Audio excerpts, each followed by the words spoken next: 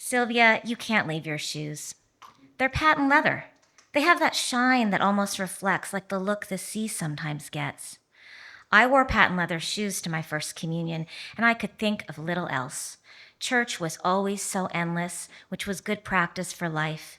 But that day I had those shining Mary Janes to study, in lovely contrast with my white socks trimmed in lace. My feet were small and declarative. I am, I am, I am. You left your shoes on the beach, pointing out to sea so they would be a sort of soul compass when you were dead. Good thinking.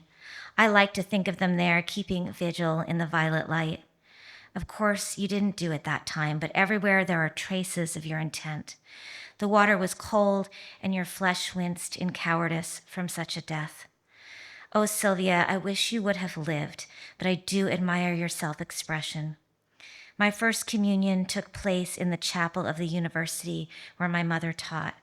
Because my father had also worked there as a beloved professor and then died like a character in a play and left us to continue, eyes were always sliding over us, especially at the moment when we had to go up to the front so I could receive the small circle they said was God.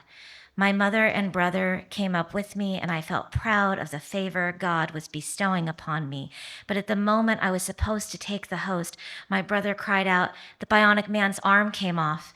And indeed, it had. It had shot off, which it did sometimes, and we had to stop and retrieve it, and everyone laughed.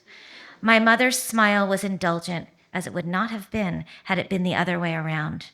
But that is impossible to imagine, as I am devoted to obedience, all of my light muted, patent.